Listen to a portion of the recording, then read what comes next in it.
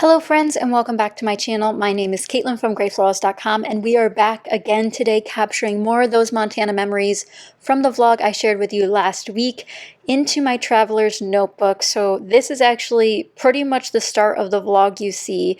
This is when I get to my first hike in Montana, which is so crazy to think about that it was almost 2 years ago next month. And I'm finally documenting it before I forget any more of the memories from this trip. But I pulled out my kit, and if you want to see more behind the scenes of how I pre-planned for this layout, check out my Patreon, which I'll have linked down below. I love sharing behind the scenes over there and other process videos and videos, so definitely check it out if you haven't already. And here's a sneak peek at another layout you'll be able to go find over on Patreon. But just a sneak peek, you won't be able to see the full thing as I trim the page for the left. So my idea for this page was to do a really fun embellishment cluster on the right hand side and do like this full whole page thing with a bunch of embellishments, and on the left hand side just have my photo and a couple of embellishments.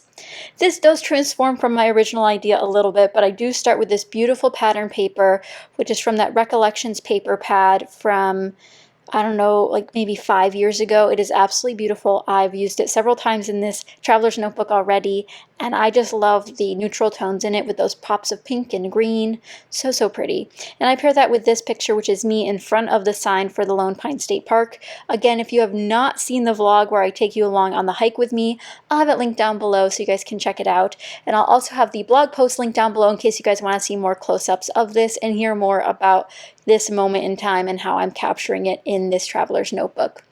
The right hand side will be this beautiful strip of green paper that has like these clovers on it. Adorable. Absolutely love this shade of green. And it was just a scrap from the same paper pad by Recollections, and I'm just going to use it as a strip. And what's really nice about traveler's notebooks is you don't always need a background paper.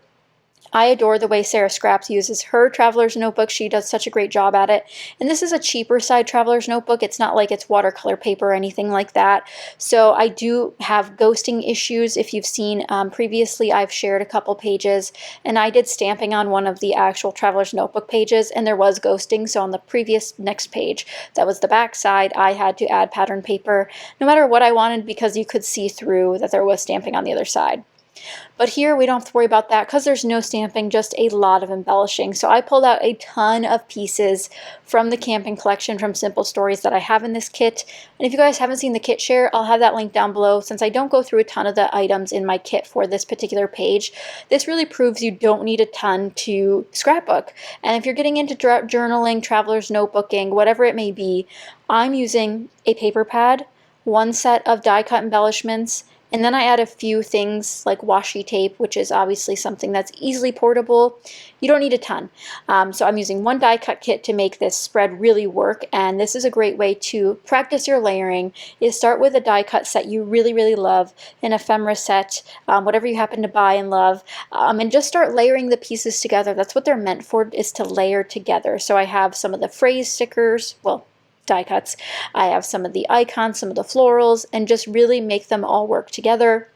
And since one of the die cuts on this one is the tag, I thought I'd pull out something to put through the tag hole. I thought about using this little greenery piece, but it wasn't really the vibe for this particular layout. So I ended up finding this perfect shade of green twine, and there's only a little bit left, but it ends up working out perfectly. So I grabbed a little snippet of that to put through my tag, and that tag also serves as my title.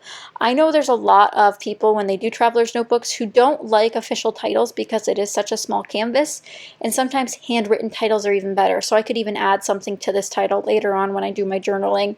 Like instead of just saying adventure, it could say a really cool adventure, so I could just write above it so I can have my handwriting incorporated. And actually when I was planning for my behind the scenes on Patreon, I ended up showing how I set up my entire kit so I can go through it quickly and talk about page prepping in general. So if you're interested in that, Patreon's the place to check out. Only $1 a month for the lowest tier, and you get at least one video a week, if not more. And I just really love making some more casual videos, even more casual than this. And it's just a lot of fun over there. So check it out if you're interested. As I work through all of these die cuts, you'll see that I kind of place them in a different area than they originally were intended. And that's one of my worst habits probably when scrapbooking, is I'll lay out an entire layout, and then when I go to glue it down, it'll all be in a different area. So If you're like me, take a picture first. It'll last longer and you'll remember what it's supposed to look like. It ends up looking great anyway. It's just probably not what I exactly had in mind when I first envisioned this layout. But what's beautiful is this layout only took me about 16 minutes max, and a lot of it was just gluing down these small pieces. Again, since I have a cheaper traveler's notebook with me today that I'm working on, I didn't want to use a ton of liquid adhesive because it can warp the pages pretty badly, especially since I'm using just the raw page on the right hand side with just one strip of paper on top of that.